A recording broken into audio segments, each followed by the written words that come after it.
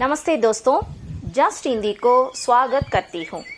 अच्छा, நம்மளோட லாஸ்ட் வீடியோவில் நம்ம ரெகுலராக சொல்லக்கூடிய சில வாக்கியங்களுக்கு, தமிழ் வாக்கியங்களுக்கு அதை வந்து ஹிந்தியில் எப்படி கமெண்ட் பண்ணணும், எப்படி சொல்லணும், எப்படி ஆச்சரியப்படணும் அப்படிங்கிறதெல்லாம் பார்த்தோம் இல்லையா.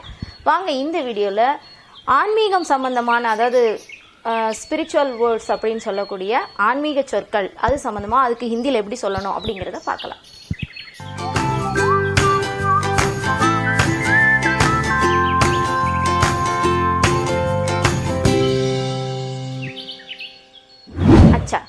சமயம் அல்லது மதம் அப்படின்னு சொல்கிறோம் இல்லையா, இங்கிலீஷில் ரிலீஜியன் சொல்கிறோம், மதம் சமயம் அப்படின்னு சொல்கிறதுக்கு ஹிந்தியில் தர்ம அப்படின்னா சமயம் அல்லது மதம் அப்படிங்கிற பொருள்படும்.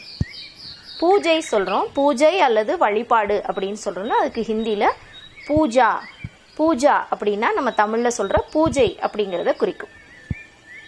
உயிர் சொல்கிறோம் இல்லையா, உயிர் அப்படின்னா பிரான். உயிர் அப்படிங்கிறதுக்கு ஹிந்தியில் பிரான் அப்படின்னா உயிர்.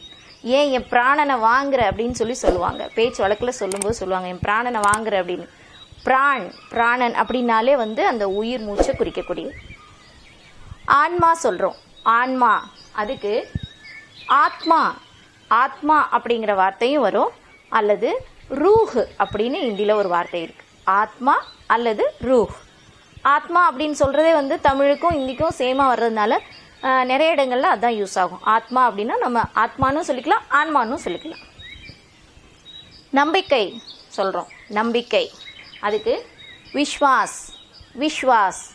நம்மளோட போன வீடியோவில் கூட நம்ம வந்து கடவுள் மீது நம்பிக்கை வை அப்படின்னு ஒரு சென்டென்ஸ் வந்து ஹிந்தியில் சொல்கிறதுக்கு பார்த்துருந்தோம் இல்லையா.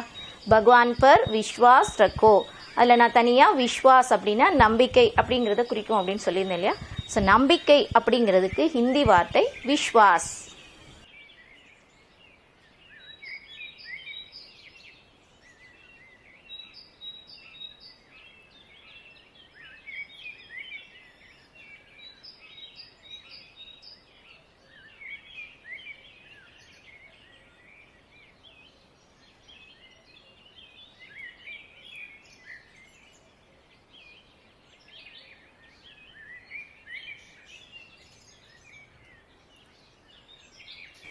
அச்சா, நெக்ஸ்ட்டு இரக்கம் சொல்கிறோம் இல்லையா.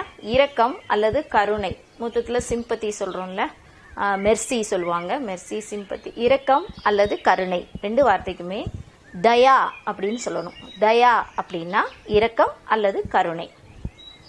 ஆன்மீகம் அப்படிங்கிற சொல்லுக்கு ஹிந்தியில் அத்தியாத்ம அப்படின்னா ஆன்மீகம் அப்படிங்கிற ஸ்பிரிச்சுவலிசம் அப்படிங்கிறத குறிக்கக்கூடிய வார்த்தை அத்தியாத்ம. உண்ணாவிரதம் சொல்கிறோம், நம்ம இதில் உண்டு உண்ணாவிரதம் அல்லது நோன்பு, ஃபாஸ்டிங் சொல்கிறோம் இல்லையா. உண்ணாவிரதம் அல்லது நோன்பு. உபவாஸ் அப்படின்னா உண்ணாவிரதம் இருக்கிறது அல்லது நோன்பு இருக்கிறது சொல்கிறோம் இல்லையா, அதுக்கு ஹிந்தியில் உபவாஸ். பாவ புண்ணியம் சொல்கிறோம், பாவ புண்ணியம். பாப் அப்படின்னா பாவம், புண்ணிய அப்படின்னா புண்ணியம். ஸோ மேக்ஸிமம் வந்து இந்த ரெண்டு வார்த்தை சேர்ந்து வரும். நம்ம பேச்சு வழக்கில் சொல்கிறோம்னா பாவ புண்ணியம் அப்படிங்கிறது வந்து கம்பைண்டாக வரும். அது மாதிரி பாப் புண்ணிய அப்படிங்கிறது சேர்ந்து வரும். ஸோ அதில் பாப் அப்படின்னா பாவம் அப்படிங்கிறத குறிக்கும், புண்ணிய அப்படின்னா புண்ணியம் அப்படிங்கிறத குறிக்கும். ஸ்வர்க அப்படின்னா சொர்க்கம், நரக் அப்படின்னா நரகம். நம்ம நரகம் அப்படின்னு சொல்கிறோம், அதில் நேர இக்கோட முடிஞ்சிடும், நரக். அதே போல் இதில் வந்து சொர்க்கம் அப்படின்னு சொல்கிறோம், இதில் ஸ்வர்க் அப்படின்னா சொர்க்கம், நரக் அப்படின்னா நரகம்.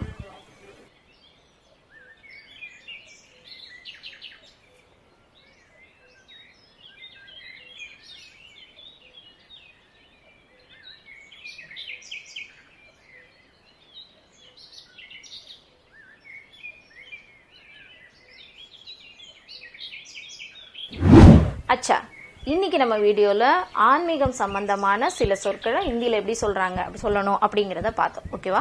இன்றைக்கி நான் ஷேர் பண்ணிக்கிற போகிற விஷயம் என்ன அப்படின்னா, அந்த லாயர்ஸ்லாம் வந்து ஓவர் கோட், அந்த கருப்பு கலர் கவுன் அணிகிறாங்க இல்லையா, அதுக்கு பின்னாடி இருக்கிற ஒரு சுவாரஸ்யமான ஒரு செய்தியை தான் நான் வந்து ஷேர் பண்ணிக்கிற போகிறேன். அதாவது கிட்டத்தட்ட 1694 காலகட்டத்தில் இங்கிலாந்து ராணியாக இருந்தவங்க வந்து அப்போது இறந்தப்போ நாடு முழுவதும் வந்து கம்பல்சரியாக துக்கம் அனுஷ்டிக்கணும் அப்படிங்கிறதுக்காக எல்லாரும் வந்து கருப்பு கலர் அணியணும் அப்படின்னு சொல்லி சட்டம் போட்டாங்களாம். அப்போது லாயர்ஸுக்கு வந்து கவுன் மாதிரி அணியணும் அப்படிங்கிற சட்டம் வந்ததாம்.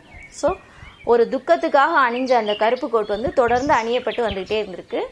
இதில் வந்து அவங்க வெள்ளைக்காரங்கள இருந்ததுனால அவங்களுக்கு எந்த பிரச்சனையும் இல்லாமல் இருந்திருக்கு. ஆனால் நம்மவர்கள் படித்து வக்கீல் தொழிலுக்கு போகும்போது நம்மளோட கலர் அந்த கருப்பு கோட் போட்டோன்னே நம்மளோட ஃபேஸ் கலர் வந்து எடுப்பாக தெரியலை அப்படிங்கிறதுக்காக தான் வந்து அந்த கழுத்தில் கட்டுற பட்டி அறிமுகப்படுத்தப்பட்டதான். அந்த முகத்தை எடுப்பாக காட்டுறதுக்காக கட்டப்பட்டது தான் அந்த லாயர்ஸ் வந்து இங்கனுக்குள்ள ஒரு பட்டி கட்டியிருக்காங்க இல்லையா, அதுவான். ஸோ இது வந்து இன்னைக்கு வரைக்கும் அப்படியே அன்னைக்கு ஒரு துக்கம் அனுஷ்டிக்கிறதுக்காக போடப்பட்ட கருப்பு அங்கி இன்னைக்கு வக்கீல்கள் அப்படின்னாலே அந்த கருப்பு அங்கி தான் நம்மளுக்கு அடையாளப்படுத்துகிற மாதிரி தொடர்ந்து வந்துக்கிட்டே இருக்குது. இந்த மாதிரி வெறும் ஆங்கிலேயர்களால் அறிமுகப்படுத்தப்பட்ட நிறைய பழக்கம் இன்னைக்கு வரைக்கும் நம்மளை தொடர்ந்து வந்துக்கிட்டே தான் இருக்குது. அதில் உதாரணமாக சொல்லணும்னா சாக்ஸ் போட்டு ஷூ போடுறாங்களே அது. நம்ம நாட்டோட தட்பவெப்ப நிலைக்கு அப்படி ஒரு அமைப்பு வந்து அந்த செட்டிங்ஸ் வந்து வேணுமா அப்படிங்கிறத நம்ம யோசிக்கலாம். நிறைய விஷயங்கள் வந்து ஏன்னே தெரியாமல் நம்ம ஃபாலோ பண்ணிக்கிட்டே இருக்கோம். ஸோ அதெல்லாம் வந்து மாற்றலாமே. அச்சே தோஸ்தோம், இன்றைக்கி வீடியோவும் உங்களுக்கு ரொம்ப யூஸ்ஃபுல்லாக இருந்திருக்கும்னு நினைக்கிறேன். தேங்க்ஸ் ஃபார் வாட்சிங். தொடர்ந்து நம்ம வீடியோஸ் எல்லாத்தையுமே பாருங்கள், லைக் பண்ணுங்கள், ஷேர் பண்ணுங்கள், கமெண்ட் பண்ணுங்கள். ஜஸ்ட் ஹிந்திக்கு சப்ஸ்கிரைப் பண்ணுங்கள். ஈஸியாக படிங்க, எளிதாக பேசுங்க. இந்த நாளும் இனிய நாளே.